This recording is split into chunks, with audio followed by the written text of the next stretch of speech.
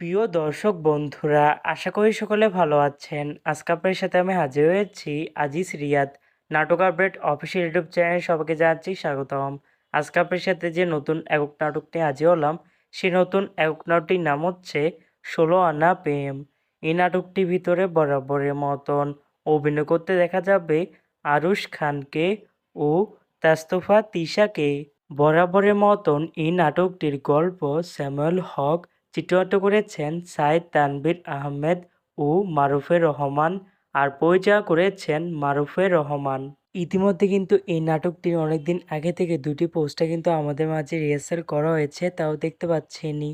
অসাধারণ হয়েছে পোস্টারগুলো। অবশেষে এই নাটকটি ইউটিউবে প্রকাশিত হতে যাচ্ছে খুবই শীঘ্রই।